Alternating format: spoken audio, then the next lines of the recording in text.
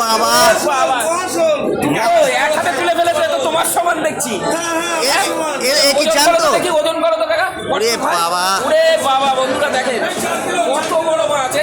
দেখুন দেখুন দেখুন ওরে কত কিলো 3 কিলো 700 এটা 3 কিলো এরকম এত বড় সাইজ লাগছে। তাজা আছে বাবা তাজা তাজা তাজা না জ্যান্ত জ্যান্ত আলসের বিলে ধরা পড়ছে।